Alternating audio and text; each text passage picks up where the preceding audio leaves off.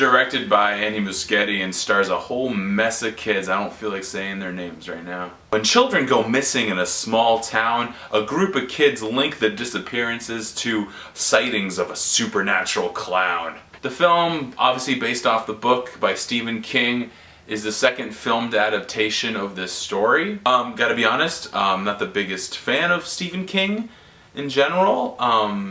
He has good movies based off of his work, but sometimes they just don't feel like they're for me. I've never seen the original TV movie from 1990, but I remember walking through Blockbusters as a kid and always seeing the VHS cover art for it, and that giving me nightmares. But the only thing that gives me nightmares about watching it now is that runtime. The film works almost like a series of short films interconnected by a plot. You see a pattern pretty early on in the film. It's like scary scene, story time, scary scene, story time. And then a lot of times the scary scene will be part of the story time. It reminds me of like those loosely plotted comedies that are just like funny scene, plot, funny scene, plot. And I thought it's an interesting way to make a horror movie because it feels like it's showcasing the best of what this director Muschietti has to offer.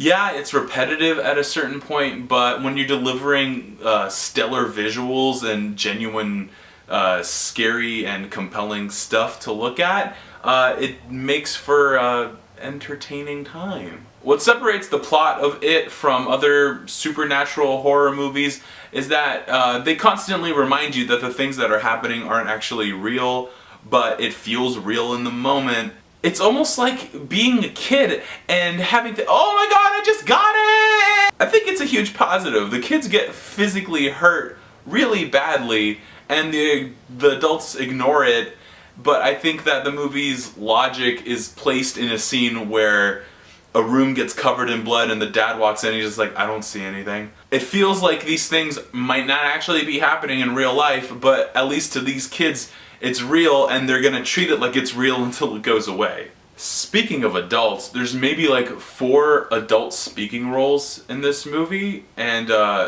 they all work pretty well because they're just as tense and scary as any of the scenes with Pennywise. Having the scenes with adults be just as tense and scary as the actual scary stuff is a subtle way of connecting the whole fear manifests scary stuff and without being too coy about it. But my problem with that is that some of these kids' problems are super superfluous, like, oh, my mom is lying to me. Meanwhile, the black kid is like, my bully is a violent racist, and also my parents died in a fire.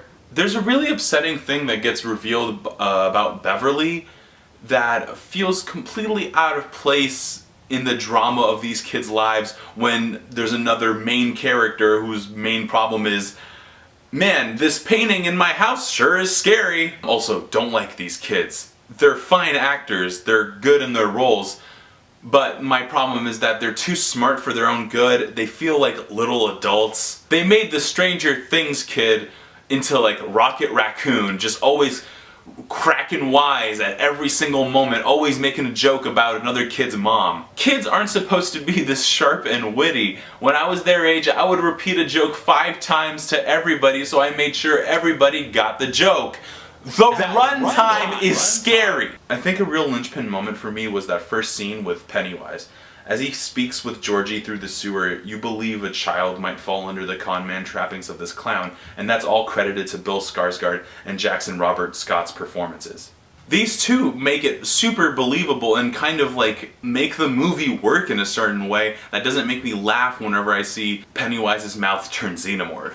I admired the film for not spending much time trying to explain where Pennywise comes from or how he exists in the first place. The best evil forces are better off not explained. As close as the film got to the original look of the TV movie series, I feel like Muschietti's biggest influence is Sam Raimi. There's a lot of inventive playfulness that you saw in the Evil Dead movies going on here. A character goes to straighten a painting and the camera goes to a point of view, so you watch the Dutch angle become straight. The pure insanity that happens in that bathroom blood scene. The overall audacity to have that slide projector scene go on as long as it does feels like something straight out of Drag Me to Hell. Muschietti's got a good handle on the horror movies. I'd like to see what he does with the next one. Yeah, I don't know what else to say. It's a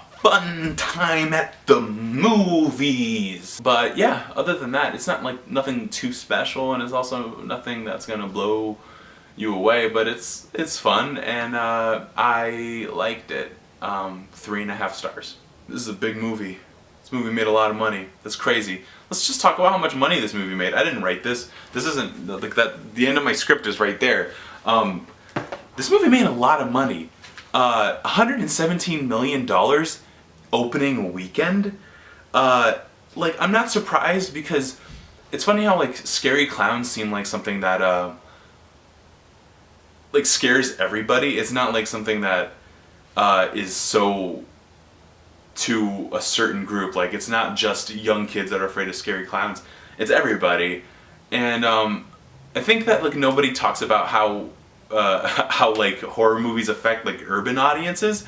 And I think that's like a big thing with it, is that it's something that like most people know about, but not really a lot of people may have seen the TV series, or movie series or whatever, movie, TV, whatever.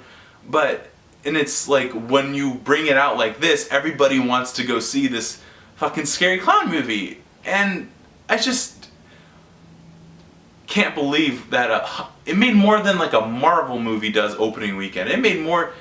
The fucking Dark Tower was PG-13, and this shit made more money as a rated R movie. That's nuts. I'm losing my mind over how much money this movie made. Enjoy your life. Go see it.